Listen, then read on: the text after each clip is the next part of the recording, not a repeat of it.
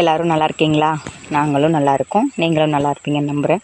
இது 2வது தண்ணி, மாட்டுக்கு புழு விதை வச்சு 2வது தண்ணி வந்து அடைச்சிட்ருக்கேன். நல்லா முளைச்சிருக்கு. அந்த நான் போன வீடியோவில் வந்து பிராண்டு காமிச்சிருப்பேன், இந்த பிராண்டு தான் நான் வச்சேன் அப்படின்னு சொல்லி. ஆனால் ஃபஸ்ட்டு டைம் நான் முதல்ல விதை வச்சதுலாம் வந்து வேறு விதை, இப்போ வச்சது வந்து வேறு பிராண்டு தான் யூஸ் பண்ணியிருக்கேன். ஆனால் விதை வந்து நல்லா முளைச்சிருக்கு பயிர். ஆனால் ஃபீடு எப்படி கொடுக்குதுன்னு தெரில, பார்க்கலாம். ஃபீடு நல்லா இருந்துச்சு அப்படின்னா இதையே யூஸ் பண்ணிக்கலாம்.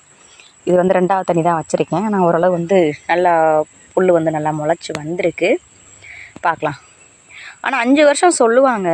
ஆனால் இருக்கிறது வந்து நல்லா நம்ம ஃபீடு கொடுத்தா இருக்கணும்னா 3 வருஷம் தான் இருக்கும். நான் வச்ச விதை அப்படி தான். நான் வாங்கினது வந்து மேலூரில் வாங்கினேன். இந்த தடவை போகிறதுக்கு டைம் இல்லாமல் நான் பக்கத்து ஊர்லேயே விதையை வாங்கி வச்சாச்சு.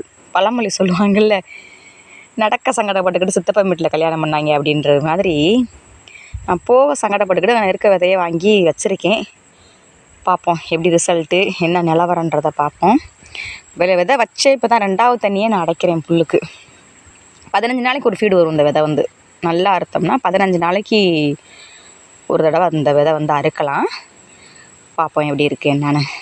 சூப்பர் நெட் வந்து வச்சா தரப்புல் வந்த உடனே சூப்பர் நெட் வந்து வர மாட்டேங்குது. அதுதான் ஒரு பெரிய சங்கடமாக இருக்குது அந்த விதை வைக்கிறதுக்கு. ஓயாமல் களை வெட்டணும். இப்போ இதுலேயுமே களை வெட்டணும். பார்த்திங்கன்னா பூரா விஷமல்லி வந்துட்டுருக்கு. விஷமல்லினா அந்த வெளியேர்னு பூக்கும் பூ.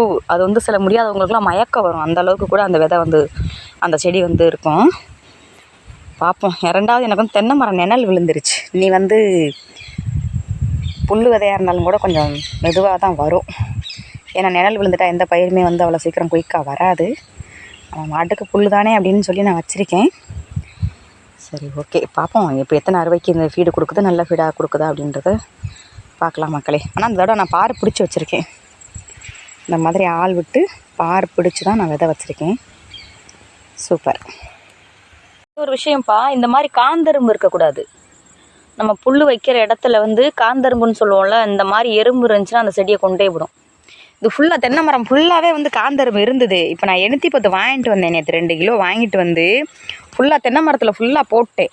தென்னை மரத்தில் இருந்த எறும்பு பூரா இப்போ என்ன ஆயிடுச்சு அப்படின்னா பூராமே வந்து பார் பிடிச்ச இதில் வந்து வந்துருச்சு. இது வந்து புல் விதையை வந்து வரவிடாது, கொண்டு விடும். அடே அப்பா, நான் நிற்கிறேன், காலில் கடிக்குது காந்தெரும்பு பூரா. இந்த மாதிரி எறும்பு வரவிடாமல் பார்த்துக்கோங்க. 810 தள்ளி போட்டணும்ப்பா, இல்லைன்னா வந்து அந்த விதையை வந்து வரவிடாது, செத்து போயிடும். ஒரு முருங்கை மரமே செத்து போச்சு எனக்கு. இங்கே பாருங்கள், இந்த மரத்தில் போடாமல் விட்டுட்டேன். இந்த மரத்தில் இருக்குது பாருங்கள் காந்தெரும்பு, தெரியுதா? தென்னை மரத்தில் இருக்குது. மறந்துட்டேன். இந்த போய் 810 எடுத்துகிட்டு வந்து அந்த மரத்தில் வந்து போட்டுறணும். அதனால் தயவு செஞ்சு எந்த இதாக இருந்தாலும் கொஞ்சம் எறும்பு வர விடாமல் பார்த்துக்கோங்க. எறும்பு வந்துட்டு விதையை கொண்டே விடும், விதை வந்து வர விடாது, புல் செத்து போயிடும். தென்னை மரத்தையே கொள்ளுது, முருங்கை மரத்தையே கொள்ளுதுன்னா புல் ஏமாத்திரம் கொண்டு விடும். அதனால் வந்து முடிஞ்ச வரையிலையும் வந்து காந்தெரும்பு இருந்தால் லைட்டாக 810 அள்ளி போட்டு விட்டுருங்க. சரியா?